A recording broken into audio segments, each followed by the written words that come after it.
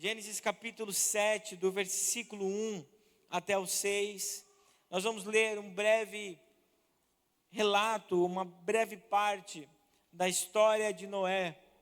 E em cima dessa história, nós vamos nessa noite receber do Senhor aquilo que Ele tem para nós e para as nossas casas. O texto bíblico nos diz o seguinte: então o Senhor disse a Noé: entre na arca, você e toda a sua família, porque você é o único justo que encontrei nesta geração. Leve com você 7 casais de cada espécie de animal puro, macho e fêmea, e um casal de cada espécie de animal impuro, macho e fêmea. E leve também 7 casais de aves de cada espécie, macho e fêmea, a fim de preservá-los em toda a terra. Daqui 7 dias farei chover sobre a terra, 40 dias e 40 noites, e farei desaparecer da face da terra todos os seres vivos que fiz. E Noé fez tudo o que o Senhor lhe tinha ordenado. Bondoso Deus, essa é a sua palavra, palavra que nos traz vida, palavra que gera em nós ânimo, gera em nós desejo de te encontrarmos. Que em nome de Jesus, nessa noite, o nosso coração esteja aberto para a tua palavra, e que ela colha em cada coração, gere frutos, no mínimo 30 e no máximo 100 por um.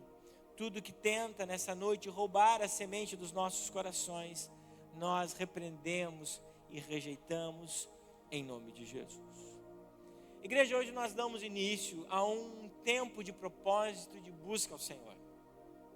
Serão 12 dias, dos quais estaremos nos propondo a entregar todo o nosso planejamento, tudo aquilo que está no nosso coração para o ano de 2026. Obviamente, sabemos que a última palavra na vida daqueles que estão debaixo de um propósito divino sempre será do Senhor.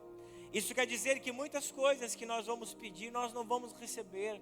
Não porque há maldade no coração de Deus, mas sim porque amor e sabedoria. Porque Deus, Ele sempre fará o melhor para nós. Ele sempre cuidará de nós dos mínimos detalhes. E muitas vezes esse não vai gerar em nós algo positivo lá na frente. Mas nós estamos nos propondo a essa jornada de 12 dias, de clamor e de jejum, para que nós possamos encontrar, ou que Deus possa encontrar em nós um coração ansioso, desejoso por sua presença. E como já disse, todos os anos nós temos uma palavra balizadora que nos guia. E nossa busca nesse ano de 2026 são as famílias. Porque eu entendo que famílias desestruturadas geram uma cidade desestruturada. Por isso que esse é um dos planos maiores do inferno, de Satanás, destruir as famílias. Destruir tudo aquilo que Deus fez na criação. E nós estamos nos levantando como igreja em favor da nossa família com as armas mais poderosas que nós temos, que é a oração e com o jejum. Os meus sermões nesse mês de fevereiro terão um foco dentro desse plano maior que são as famílias. E esse foco é o princípio governamental chamado caráter. E eu quero trazer esse princípio governamental, caráter, para dentro da realidade das famílias. E hoje, à luz das Escrituras Sagradas, eu quero falar sobre a importância de nós guardarmos a nossa casa. Não esqueça disso. Falar e entender a importância de nós guardarmos a nossa família, a nossa casa. Diante de um mundo que está tão distante do Senhor, diante de um mundo que fala sobre o amor, mas não sobre o amor verdadeiro. O mundo que está quebrado nos seus princípios e nos seus valores. E nós, como homens e mulheres de Deus, precisamos entender essa expressão: devemos guardar a nossa casa. Devemos fechar a porta para aquilo de fora que quer entrar e corromper os nossos bons costumes e o nosso caráter. O princípio governamental, caráter, está diretamente relacionado a nós termos o caráter de Deus. A nossa família precisa ter o caráter de Deus. E se nós estamos falando de caráter, é muito importante nós compreendermos o que significa caráter. Caráter está relacionado àquilo que emanamos, não aquilo que ingerimos, mas aquilo que emanamos, aquilo que somos, aquilo que falamos, aquilo que temos, aquilo que é perceptível e também não é perceptível. O caráter fala de quem nós somos, sobre quem nós somos. E o caráter, ele é construído ao longo da nossa vida. Ninguém nasce com um caráter. O caráter, ele é formado. O meu filho, ele não nasceu com um caráter, ele vai ser formado. E a etimologia da palavra no grego, caráter, é muito interessante, porque está relacionado a coisas que são impressas, como se fossem uma folha em branco. Então, o nosso caráter, quando nós nascemos, ele é uma folha em branco. Ele é um livro que ainda não tem páginas escritas. E conforme as impressões que eu vou tendo, e conforme as vivências que eu vou tendo, e conforme os ensinos que eu vou tendo, essas páginas vão sendo escritas. E dessa grande obra que é escrita nessas páginas, aí está o nosso caráter. Pais, você que é filho, preste muita atenção nisso, que pode responder muitas coisas para vocês. No processo de construção de caráter, o papel dos pais é fundamental. O papel dos seus pais foi fundamental na construção de quem você é. Preste atenção nesse dado. Não esqueça, pai e mãe. Pois até aproximadamente os 12 anos de idade, você, pai, exerce uma influência quase que 100% na vida do seu filho. Então, tudo que você precisa construir, você tem uma janela de tempo de 12 anos. Tudo que você precisa construir sobre Deus, tudo que você precisa construir sobre valores, você tem 12 anos. Porque nesses 12 anos, os pais são os heróis dos filhos. Ele pode conhecer até outros heróis que tem nos desenhos, nos filmes, mas o grande herói dos pais, dos filhos, são os pais até os 12 anos. Por isso que esse tempo de construção, nessa janela de 12 anos, é fundamental. Para que os filhos compreendam quem é o Senhor e o que são valores eternos. O que são princípios eternos. Isso nos faz entender aquilo que nós encontramos em Deuteronômio, no capítulo 6, versículo 6 até o 9. Quando Deus traz uma ordem para Israel, que todas essas palavras que hoje lhes ordeno, esteja em seu coração. No coração de quem? Dos pais. E o que os pais vão fazer com que essas palavras, com que esses mandamentos que estão no seu coração, o que eles devem fazer com isso? O texto nos diz: ensina-as com persistência a seus filhos. É muito interessante que o texto ele vai dizendo, quando você estiver andando na rua, fale sobre esses princípios. Quando você estiver sentado ao redor da mesa, fale sobre esses princípios. Quando você colocar o seu filho para dormir, fale sobre esses princípios. Quando você estiver sentado no carro ao lado dele, fale sobre esses princípios. O texto está falando sobre uma construção no caráter. E é muito interessante, irmãos, porque de acordo com a lei judaica, o menino ele se transforma homem com 13 anos, ele é maior de idade, nesse contexto. Então é muito interessante que essa janela dos 12, o pai ele precisa ensinar, persistir, ele precisa inculcar na vida do seu filho os princípios e os valores cristãos. Porque ele está construindo o caráter. Ele está colocando impressões na vida do seu filho.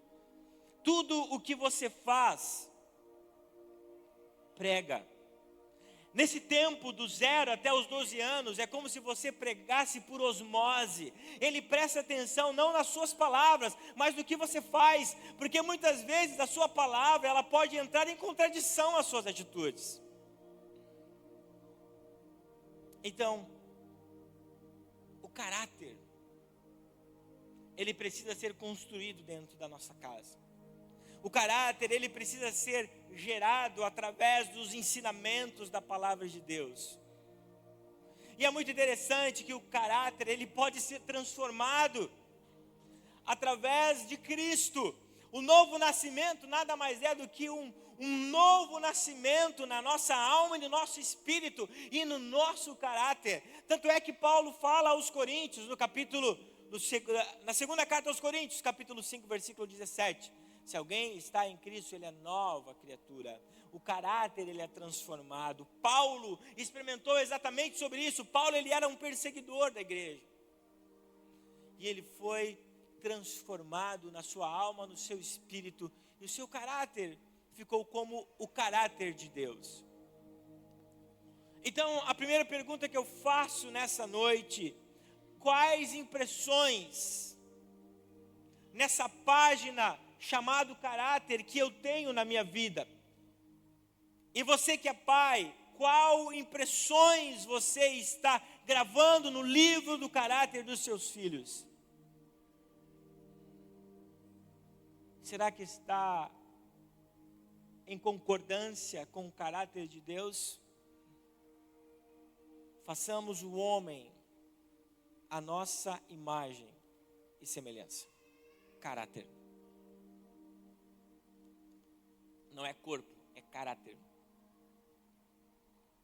Quando o texto fala sobre isso, teologicamente está falando sobre a santidade. Façamos o homem santo como nós somos santos. É isso que esse compêndio divino fez com o homem. Só que ele perdeu quando caiu em Gênesis 3. Então, meus irmãos, compreendendo sobre isso, sobre o caráter que precisa ser construído nas famílias, nós vamos falar sobre a história de Noé. A primeira parte dessa ministração eu quero falar sobre os dias de Noé. Veja que nós lemos o capítulo 7, mas o capítulo 6 de Gênesis, do versículo 1 até o 7, conta um pouco dessa sociedade, desse tempo de Noé. Preste atenção no que as Escrituras Sagradas falam. Quando os homens começaram a multiplicar-se na terra, e lhes nasceram filhas, os filhos de Deus viram que as filhas dos homens eram bonitas, e lhe escolheram para si aquelas que lhes agradaram. Então disse o Senhor: por causa da perversidade do homem, meu espírito não contenderá com ele para sempre, e ele só viverá 120 anos. Naqueles dias havia nefilins na terra, e também posteriormente, quando os filhos de Deus possuíram as filhas dos homens, e elas lhe deram filhos. Eles foram os heróis do passado, homens famosos. O Senhor viu que a perversidade do homem tinha aumentado na terra, e que toda a inclinação dos pensamentos do seu coração era sempre somente para o mal. Então o Senhor arrependeu-se. Eu gosto de explicar isso. Esse arrependeu-se é o antropomorfismo. Moisés, quando escreve sobre o arrependimento de Deus, não é que Deus se arrependeu. Nesse nós não vamos entrar em contradição, porque o texto diz que Deus não é homem que minta, nem filho do homem para que se arrependa. Mas é uma linguagem para que nós possamos entender. Obviamente, quando Deus criou a terra, ou antes de criar a terra, Ele sabia sobre o dilúvio. Isso é soberania de Deus. Mas de uma forma para nós entendermos, Moisés diz: Deus se arrependeu de ter criado o homem. Todos estão entendendo?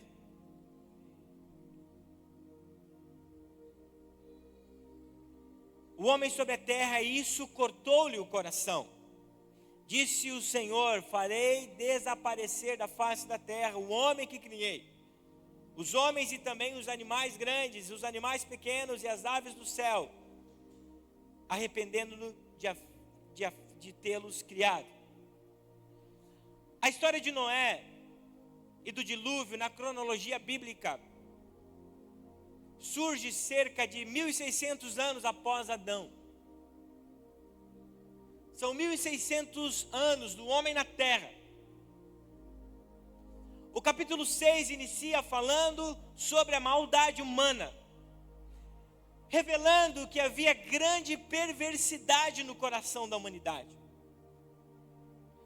Preste atenção, meu irmão, que isso é chave de interpretação, aonde eu quero chegar nessa noite. A corrupção era tão intensa que o texto bíblico afirma que o Senhor arrependeu-se de ter criado o ser humano. E junto a essa palavra, esse arrependimento, esse sentimento que Moisés diz, ele vai falar outro: e trouxe profunda dor no coração de Deus. Preste atenção.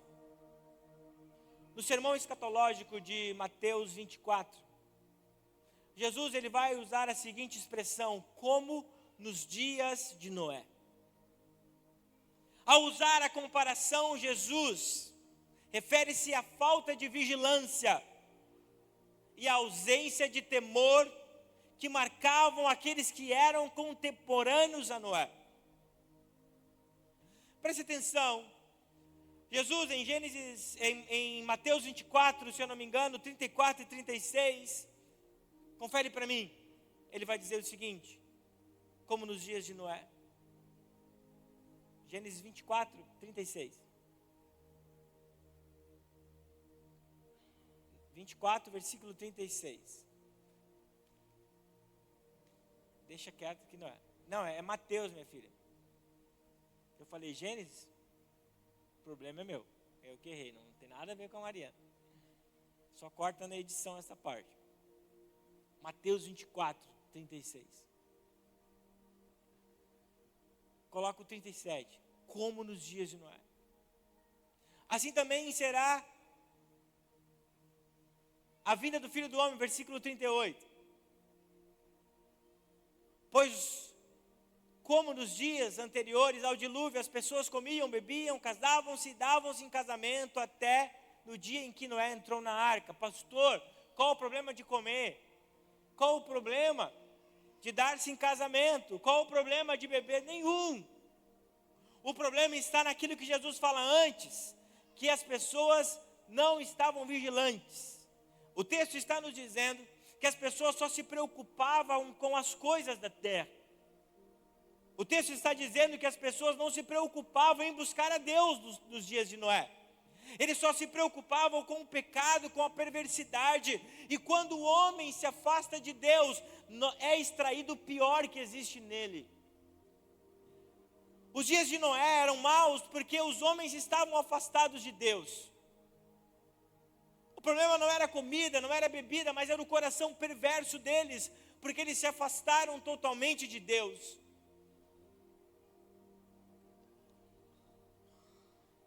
Isso quer dizer que quando o coração está focado somente no que é terreno, existe distanciamento do que é eterno. E quando nós vivemos apenas para essa terra, o nosso caráter deixa de ser moldado por Cristo e é moldado pelo mundo. Era isso que estava acontecendo nos dias de Noé. 1.600 anos de Adão até Noé. A humanidade se afastou de Deus. E se tinha dentro dela aquilo que era perversidade e maldade. E qual é a aplicação para os nossos dias de hoje? Nós podemos também, para esses dias, usar a expressão como nos dias de Noé. Porque nós vivemos dias maus, nós vivemos dias onde a humanidade quer se afastar de Deus, porque elas são os seus próprios deuses.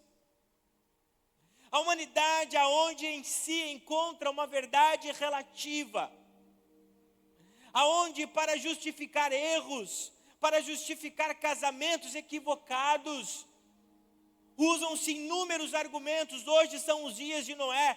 Os homens têm se mutilado para se tornarem mulheres. Ah, nasceu mulher, nasceu nada. Se Deus quisesse que aquele ser humano fosse mulher, Ele faria uma mulher. Os dias de Noé nós estamos vivendo hoje. E nós achamos que é normal o que nós estamos imprimindo no coração dos filhos.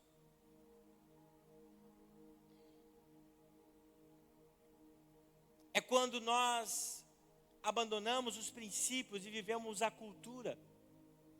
A cultura do mundo era que os dias de Noé representavam, e os dias de Noé são similares aos nossos. Cada vez mais o homem anda segundo o seu coração e esquece de buscar a Deus. E o que vai gerar, Marcos? Vai gerar perversidade, vai gerar tristeza no coração de Deus. Nos dias de Noé, as famílias cresciam segundo os ensinos de pais que estavam completamente afastados dos princípios eternos. Esses pais ensinavam conforme aquilo que estava no seu coração, conforme a sua própria cultura, e não segundo os princípios e valores eternos. Por isso, conforme declara Gênesis 6, o Senhor entristeceu-se profundamente pelas atitudes dos homens. Preste atenção. Você só pode gerar. Não é uma frase de efeito. Você sabe que eu odeio esse negócio de coach, né? Dentro da igreja. Não é uma frase de efeito. É um princípio eterno. Você só pode gerar em alguém aquilo que você carrega dentro de você. Você só pode gerar no coração dos seus filhos aquilo que você carrega dentro de você. Se você carrega os princípios, se você carrega a eternidade, se você carrega os valores eternos, você pode gerar algo no coração dos seus filhos. Os homens estavam gerando uma sociedade totalmente depravada e distante de Deus, porque eles não tinham a eternidade no coração. Como então eles iriam passar algo de bom para os seus filhos? Isso significa, meus irmãos, se nós não emanarmos Deus dentro das nossas casas, o caráter da nossa família não será formado segundo os princípios eternos. Aí nós corremos o risco de reproduzir em nossos lares a mesma cultura que estava nos dias de Noé.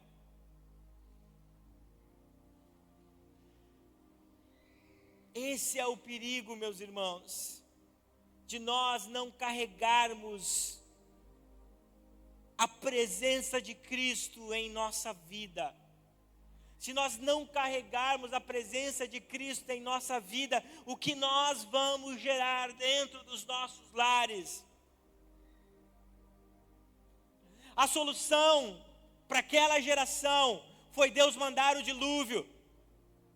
Mas qual é a solução para essa geração? Não é a morte. A solução para essa geração foi Cristo. Deus mandou o Cristo para que nós não morrêssemos mais, mas para que nós pudéssemos nos arrepender e termos um caráter segundo o caráter dele.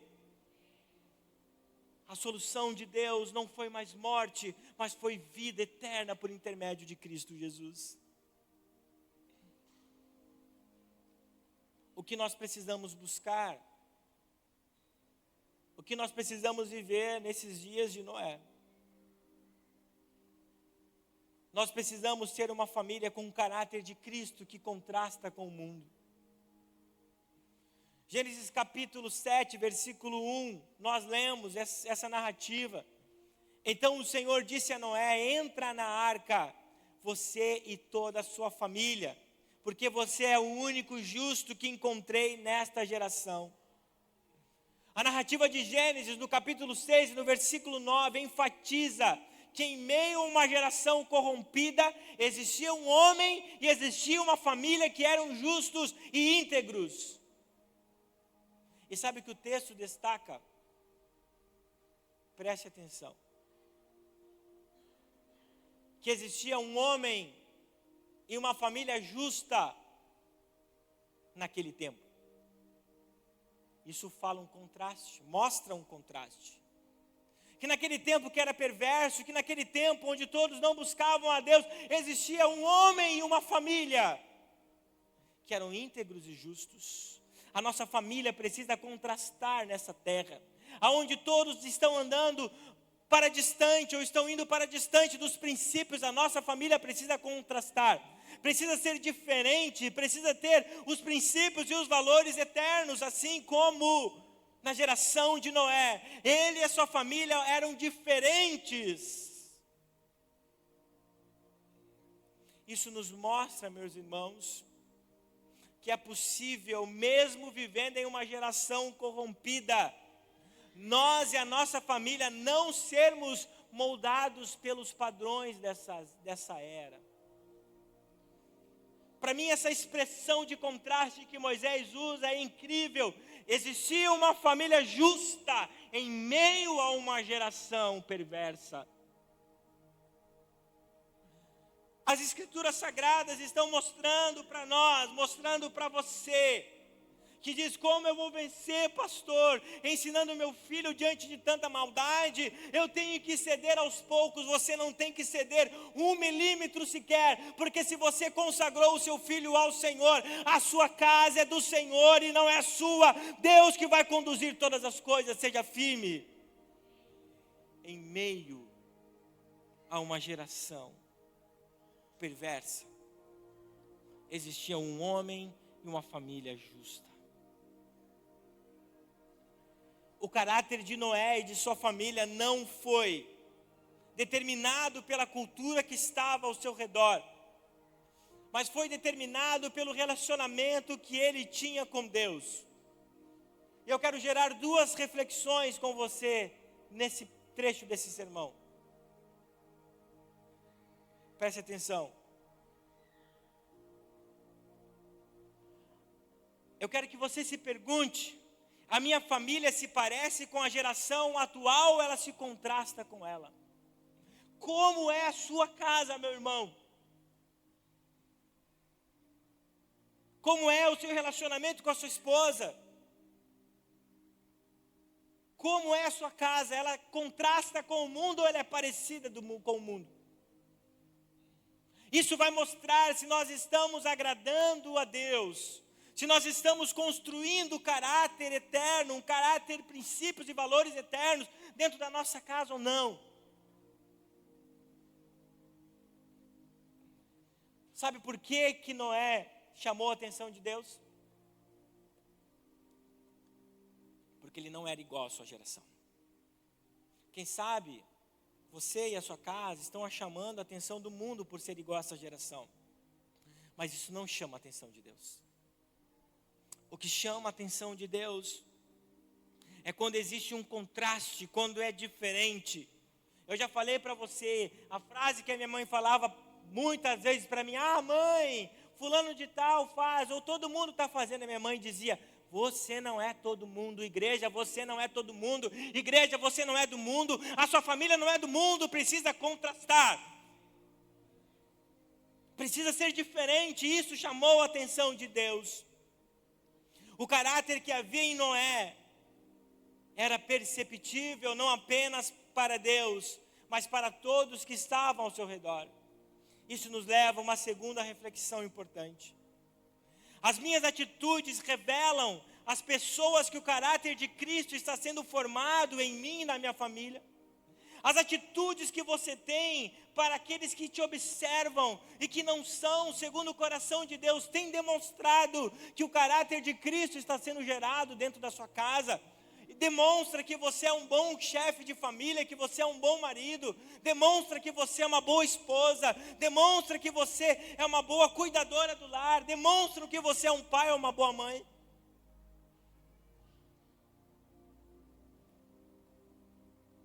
A maldade da humanidade levou a Deus a destruir toda uma geração, preservando apenas uma família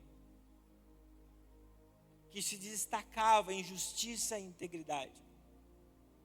Uma família que destoava positivamente dos seus contemporâneos e que foi usada por Deus para um tempo de recomeço. A sua família, mesmo imperfeita, eu sempre digo, ontem eu e minha esposa comemoramos 17 anos de casamento. Eu sempre digo para vocês que nós sempre postamos as melhores fotos, né? As fotos, aquela que nós falávamos antigamente, foto da Margarina Doriana, as mais bonitas.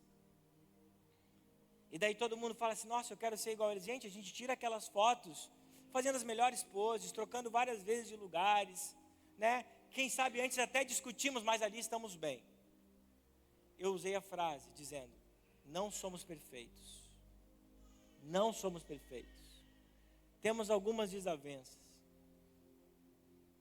Tem vezes que temos muitas desavenças conforme a estação da nossa vida. Mas nós temos Cristo que nos faz feliz. Não existe família perfeita. Mas existe família com o caráter de Cristo, que sabe perdoar, que sabe amar, que sabe confessar os seus pecados, que sabe se arrepender e que sabe estar próxima de Jesus. E por fim, aquilo que eu considero mais importante desse sermão. E eu quero que você preste muita atenção. Existe um chamado de Deus nessa palavra, que é um chamado para a salvação. Esse chamado para a salvação é conduzir a nossa família para a arca, que é Cristo. Gênesis 7, versículos 5 e 6, diz o seguinte: e Noé fez tudo o que o Senhor lhe tinha ordenado. Noé tinha 600 anos de idade, quando as águas do dilúvio vieram sobre a terra. O texto nos afirma, versículo 6, o texto afirma que Noé fez tudo o que o Senhor havia lhe ordenado. Isso significa que ele levou um bom tempo para construir a arca, 120 anos, 12 décadas. E nesses 120 anos, Noé permaneceu fiel. Permaneceu fiel a quê, Marcos? As zombarias que ele passava, que a sua família passava. Segunda de Pedro fala que Noé pregou para a sua geração. Pensa, irmãos, Noé era um louco para a sua geração. Nunca havia chovido na face da terra. 1.600 anos. Noé dizia, vai cair água do céu. Nunca havia chovido na face da terra. Por isso que o dilúvio foi algo astronômico. Porque o texto bíblico nos diz, Gênesis capítulo 1, quando Deus criou o mundo, Ele fez separação. A terra era cheia de água, havia somente água na terra. E Deus separou a terra em duas partes, as águas em duas partes. Parte dela foi para o alto, foi para o céu. Então toda aquela água que foi dividida na criação, quando abriu-se as comportas dos céus, voltaram novamente para a terra. Então zombavam, dizendo, o que vai chover, o que vai cair, água da terra, você é louco, você e a sua família estão vivendo em que tempo, em que era, para que construir uma arca e botar um monte de bicho dentro, é isso que acontece conosco, meus irmãos. Nós precisamos ser esse destoamento positivo para com o mundo, as pessoas não entendem aquilo que nós fazemos. E por mais que ele tenha sido hostilizado, ridicularizado, ele permaneceu fiel à ordem de Deus. Versículo 12 e 13, e a chuva caiu sobre a terra 40 dias e 40 noites. Naquele mesmo dia entraram na arca Noé e seus filhos, Sem, Cã, Jafé, sua mulher e as mulheres de seus filhos. Esse texto nos mostra, preste atenção, que Deus separou uma família de toda a humanidade perversa, que estava distante de Deus por meio da arca. Enquanto o mundo experimentava de um juízo, a família de Noé experimentava da graça da salvação. A arca, sem dúvida, é uma figura que aponta para Cristo. Porque a arca representa a salvação, enquanto o dilúvio gera prejuízo, gera morte, gera desespero, gera trevas. Aqueles que estavam fora da arca estavam morrendo, mas aqueles que estavam dentro da arca estavam protegidos, estavam sendo preservados, estavam com vida.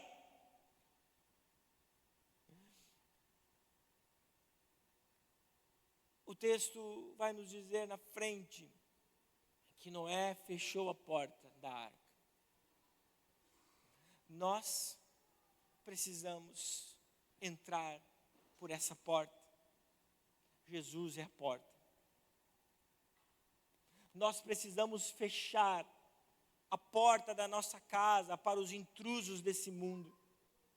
Enquanto o mundo morria, enquanto a morte estava, o texto bíblico nos fala que a família de Noé estava protegida de tudo aquilo que era mal. Marcos, o que eu preciso fazer a partir dessa noite? Tirar a minha família do mundo e trazê-la para a arca, porque dentro da arca o caráter é construído e nós estamos debaixo da graça salvífica de Cristo sobre a nossa família. O texto bíblico diz que foram 40 anos de chuva, mas demorou 1 ano para baixarem as águas do dilúvio. Noé teve a oportunidade de discipular, de imprimir o caráter de Cristo durante 1 ano para com a sua família.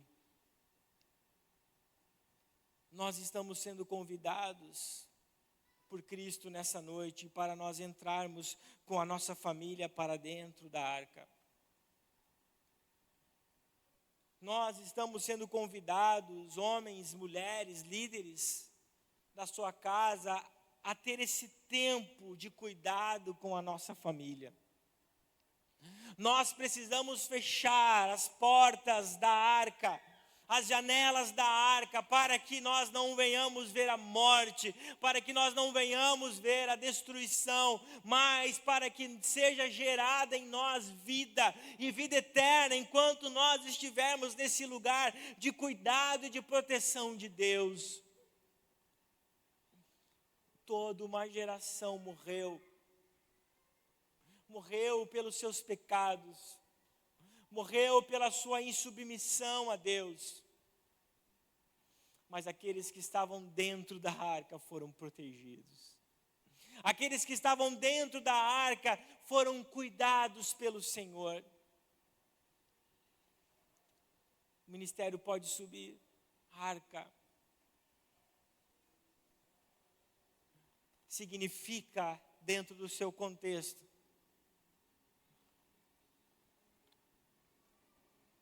é trazer Cristo para dentro do lar. Nós precisamos fazer da nossa casa um lugar de discipulado. Homem e mulher, o casal precisa fazer para consigo esse lugar de discipulado.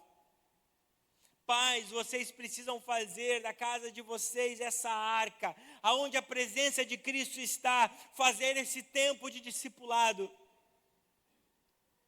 A arca significa um lugar de formação espiritual, para que você e a sua família sejam anunciadores da graça de Cristo, para aquelas famílias que estão se corrompendo e se afastaram de Deus, estão vivendo dias difíceis. Existe uma geração, que é a mesma geração perversa dos dias de Noé, que tem tentado corromper os valores eternos.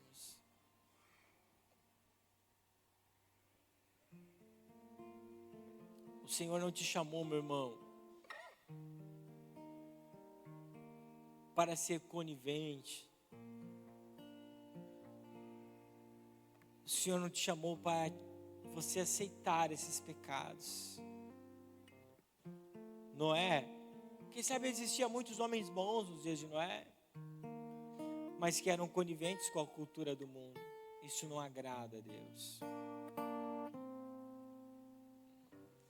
É como se Deus estivesse dizendo: ei, faça a separação dos bons e dos ruins, aqueles que querem a vida eterna ou não. Faço você refletir nessa noite. Diante de uma geração perversa, a sua família tem destoado com as famílias que não servem a Deus. Os filhos, maridos e esposa, casais e pais, existem os valores dentro da casa de vocês, o que o homem e a mulher está construindo no caráter um do outro, o que os pais estão construindo no caráter dos seus filhos. Veja que aquilo que eu disse anteriormente, você só consegue dar aquilo que você carrega. O que você tem carregado na sua vida é a presença de Deus ou não? As suas palavras têm sido igual às suas atitudes ou não? Eu não estou aqui para condená-lo, mas eu estou aqui para dizer que existe um Deus que perdoa, que existe uma graça que foi cumprida na vida de cada um de nós na cruz do Calvário, para que nós tivéssemos a oportunidade de sermos felizes em Cristo Jesus. E essa mesma graça que quer nos abraçar nessa noite. Não sinta-se mal se a sua família não tem destoado do mundo. Mas eu vou dizer para você, sinta-se mal se você levantar desse lugar nessa noite e continuar da maneira que você está. Entre na arca, feche a porta, antes que as águas do dilúvio venham e tentem tragar a sua família. Vamos nos colocar em pé.